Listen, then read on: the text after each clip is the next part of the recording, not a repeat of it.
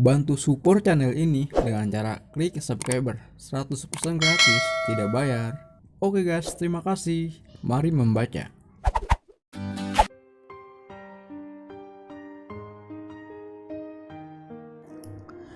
Episode 22. Akhirnya mereka telah menyelesaikan makan siangnya, tapi mereka kembali melanjutkan pembicaraan yang sangat serius, dan Amara juga terpaksa harus meminta izin tidak kembali lagi ke kantor dengan alasan ada urusan yang sangat penting, dan beruntungnya pihak perusahaan tidak banyak bertanya dan mengizinkannya. Sudah lumayan lama ya sejak pertemuan kita di mall waktu itu, kata Tuan Besar tersenyum memulai pembicaraannya. Iya Tuan Besar, balas Amara sambil tersenyum malu.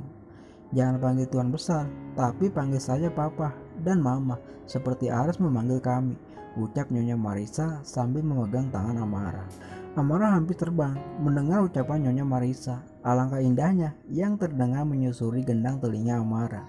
Semoga saja bukan karena mereka ingin merebut Repan.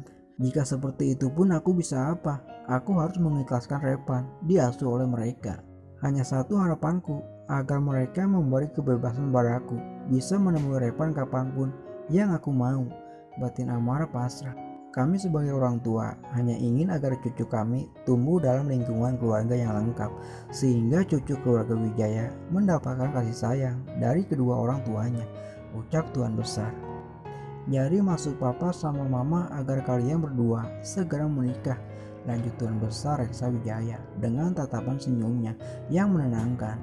Maaf Tuan, tapi saya tidak pantas untuk menjadi bagian dari keluarga Tuan Besar.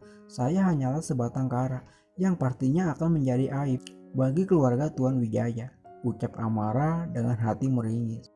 Kau bicara apa Amara? Kamu adalah ibu dari anakku, kata Ares menatap tajam pada Amara. Sayang, kami tidak mempersoalkan itu. Bagi kami, Amara adalah wanita yang tepat untuk menjadi menantu keluarga Reksa Wijaya, dan wanita yang berpendidikan tinggi yang nantinya akan mendidik dengan baik cucu-cucu kami.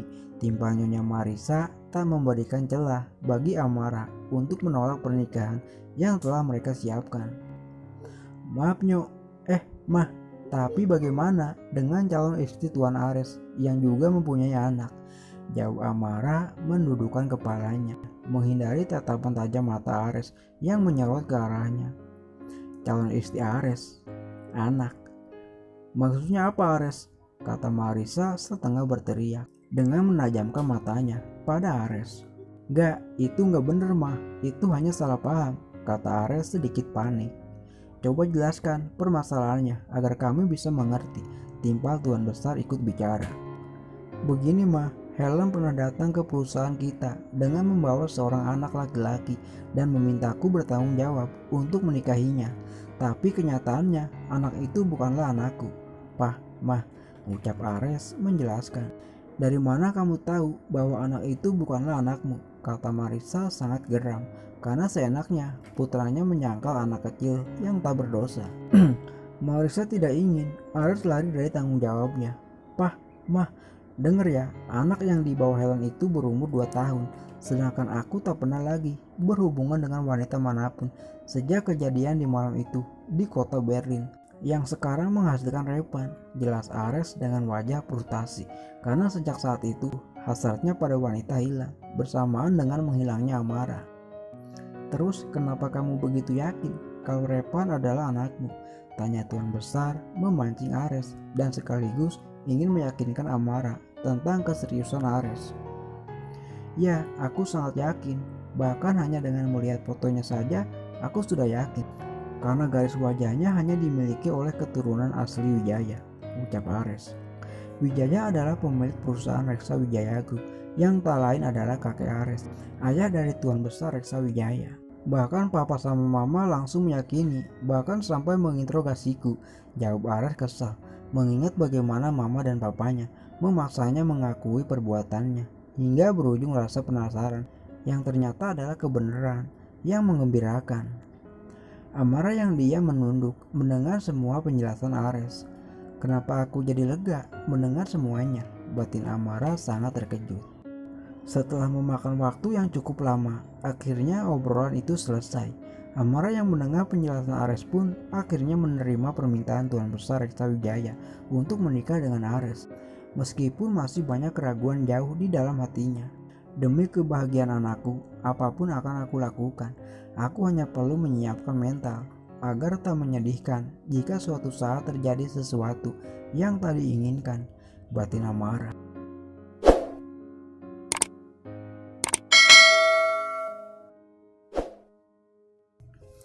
Malam yang sunyi dilewati Amara seorang diri.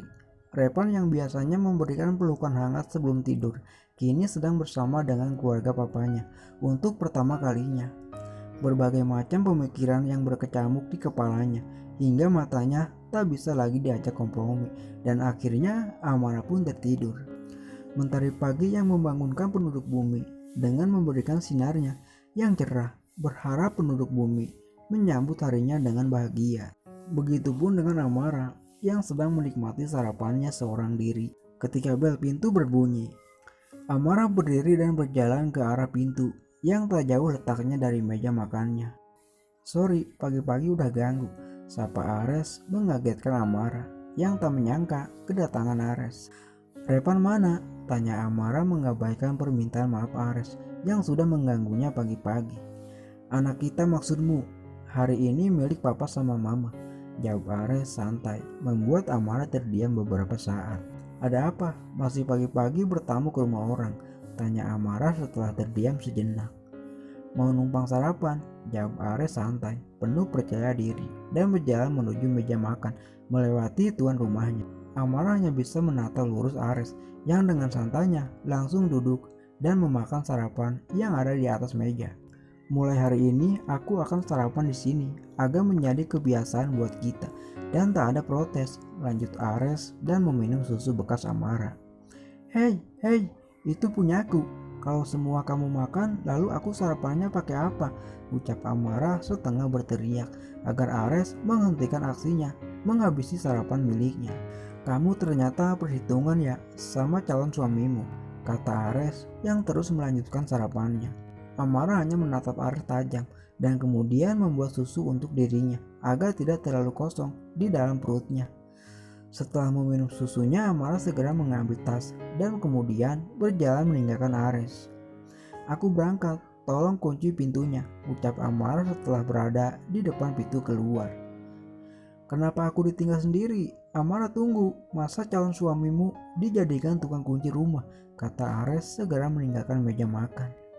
"Aku gak mau telat hanya untuk nungguin kamu sarapan," ucap Amara yang tak lagi sungkan beraku kamu dengan Ares.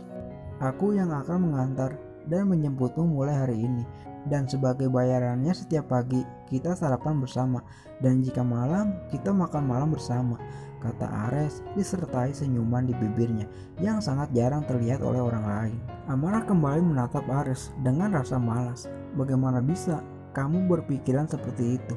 Sementara aku aja kadang gak sempat masak untuk makan malam," jawab Amara apa adanya yang telah berjalan menaiki mobil Ares. "Sebelum kita kembali ke Jakarta, aku akan menyuruh Bimo agar mencari ART buat kamu, biar kamu gak capek mengurus rumah sendiri." "Oke," kata Ares.